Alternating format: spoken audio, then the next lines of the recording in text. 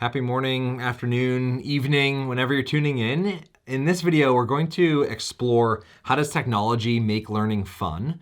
I'm going to tell you an amazing story about a woman who identified herself as an app-ologist and a really brilliant learning that she taught me, as well as 5 of my favorite activities that lightly use technology to make learning fun. And when I say lightly, I mean you're not gonna have to learn a whole bunch of extra software. You don't need to pay for anything extra. There are features that are either freely available or embedded in what you're already using, tools like Zoom, etc. And both the story and the activities that I'm gonna share aren't just random things I thought of one time. My job is working with leaders and educators leading workshops in a remote context for thousands of people every single month. And so I've learned a lot of things not to do with technology, to not make things fun. And so benefit from my failures and my learnings working with some of the top universities and organizations on the planet. By the end of this video, what is in my brain will be in yours. Let's get into it.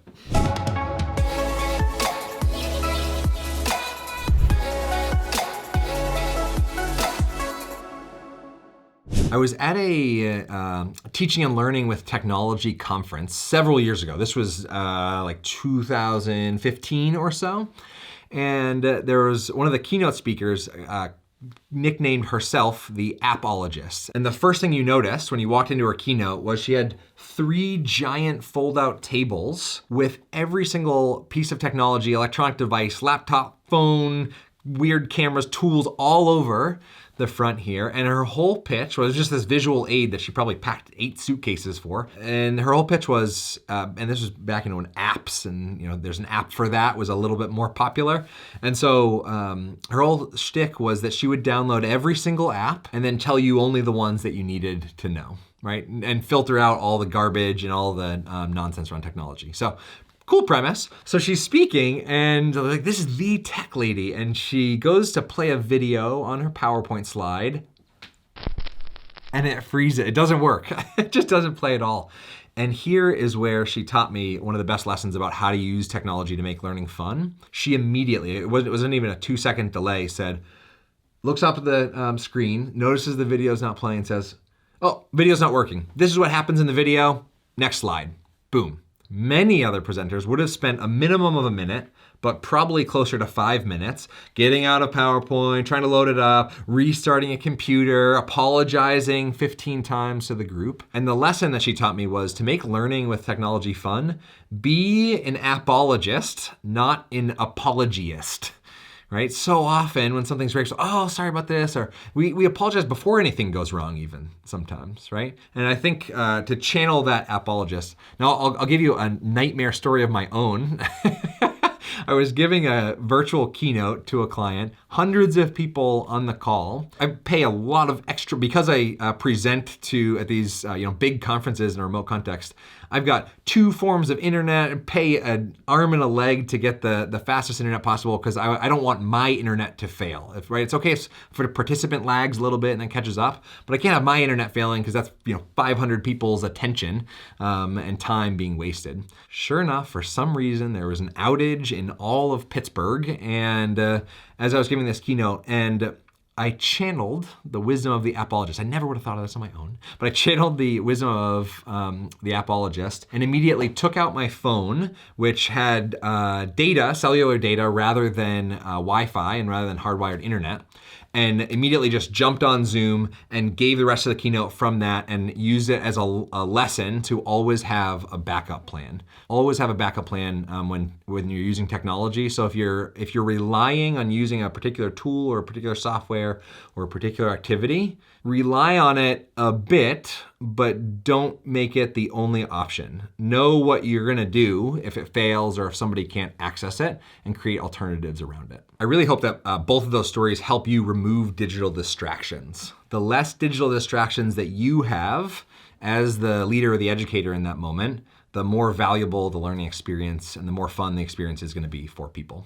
Now what I'd like to do is just dive right into 5 of my personal favorite exercises that use technology to make learning fun. Use technology lightly to make learning fun, right? So there are things that you can do to download and spend 3 weeks learning software, but we live in a world where there's usually too much to do in too little time. And so I just want like easy, low-hanging fruit, quick things that you can pick up and use. And the first thing that I want to share is actually, isn't quite an activity necessarily, but we're gonna put it under the category of Zoom features.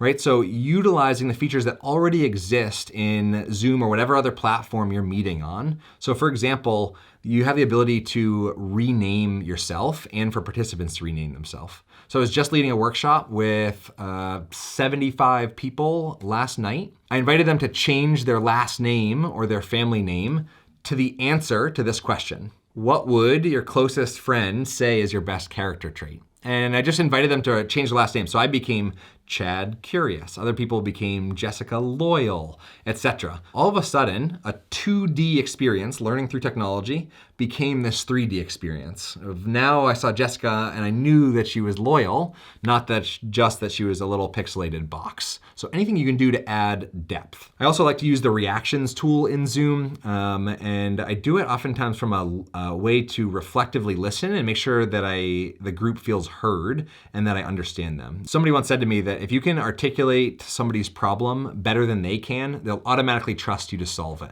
And so I've been doing this listening exercise where I make some assumptions about their challenges and struggles and problems that they are facing, any particular group that I'm working with. And then I say, I'm just gonna read off a list or spout off a list of issues that I think might be annoying or frustrating. And for every one that you agree with or that resonates, can you just click the thumbs up? Or I might ask them, if they've got their videos on, to hold a thumbs up, or I might ask them to type in the chat, yes, oh my goodness, right? Some way of just acknowledging that back and forth. I just read off a bunch pretty quickly. Really great way to use tools that are at your disposal to really engage people meaningfully and make sure that they know that you know a bit about them. And whatever happens after that is gonna be way more interesting and fun. Second activity would fall under the category of emojis.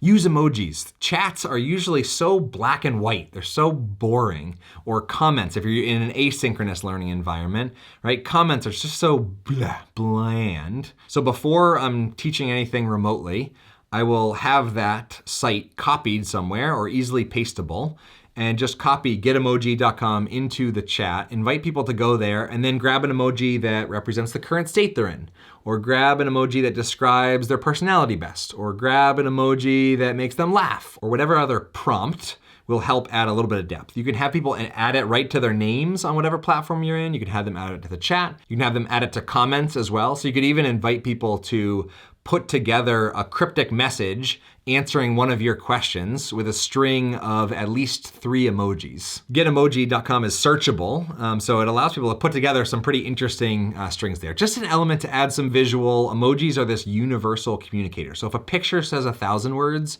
I think an emoji probably says like 40 or something. And so just a way to add a little bit of life and depth to learning through technology. Third one is the Wikipedia Game 2.0. I've shared Wikipedia Game 1.0 elsewhere on my channel, and so if you're subscribed, did you get that mention there? If you're subscribed, you may have already seen this, but the Wikipedia Game is essentially going from point A to point B, only using your mouse, only inviting people to point and click across. And so you might say, the goal is to get from Genghis Khan, the Wikipedia page for Genghis Khan, to the Wikipedia page for the color blue in as few clicks as possible or as fast as possible. Now, Wikipedia Game version 2.0, I was actually talking with my father-in-law, who's a biology professor, and we were talking about how to weave this into one of his classes, and we figured out how to make it content specific. So if he's teaching photosynthesis, he could actually create a map. So to go from point A to B to C to D in the quickest amount of time possible. And for you to have students track their path. And so you have to go from sunlight to water to dirt to carbon to nitrogen to whatever path you want to set. And you could put those words out there, and it could just be 2 words. So I don't know what landed you on this video or what content you're teaching, but if you want to go from protein to RNA or whatever it is that you're teaching, pick something that relates to your content or your class that day, and just warm up and play the Wikipedia game. Just a fun way to involve a little bit of competition, a little bit of play. Fourth activity is fun fact. You can do this in the chat or a virtual whiteboard with sticky notes. The goal is to have everybody share a fun fact or a unique fact about themselves anonymously and have others just guess in the group. It's a pretty classic, regular, even semi-boring icebreaker in person, but when it's done on technology, there's some cool ways to add some fun to it. So you could go on to Google Jamboard and have people create anonymous sticky notes with their fun fact, and then to have people guess which one. You see them all laid out there. You could also invite all participants to change their name to the same emoji, just one little symbol that you put in the chat, and then type their fun fact right into the chat. That way, it looks like everybody is the same person. You don't know who is who, and you can have people guess and come off mute and kind of acknowledge that. Invites that personal sharing, works really great at the beginning to one, get comfortable with technology, and two, create some connection before content. So the fifth activity utilizes We Connect cards. For those of you that have followed my work for any amount of time, you may have used or seen these cards that have questions on one side and actions on the other. There's a whole bunch of really fun connecting group activities, but one of my favorites using technology is going on Google Jamboard or any other virtual whiteboard and pasting a picture of a question and then inviting people to answer it in sticky notes. Awesome, so you can see right here, really simple, right? There's a question and then everybody's sharing their answer here. It's visually interesting. It's a cool thing to do regularly, right? You might even start off class. It might be the unofficial start that people know if they log in a couple minutes early or for the first couple minutes of the meeting or class, that they get to just go type their answer to that question and then maybe have some off-mute group sharing or invite people to follow their curiosity to say, hey, whoever used to be the ice cream server, where'd you work, right? Just to invite some playful curiosity. This was lovely hanging out in cyberspace. Thanks for joining me all the way to this point in the video. If you're not subscribed and you made it here, you would love all the other video tutorials that I put out. And so would love for you to subscribe, introduce yourself in the comments. I like these videos to be a conversation in the comments rather than just a one-way stage on the stage, me sharing with you. And if you did like this video, you will love the next video on the do's and don'ts of virtual meetings. It's a really great summary of the best practices and the worst practices of meeting virtually. I'm Chad Littlefield. Have an awesome day.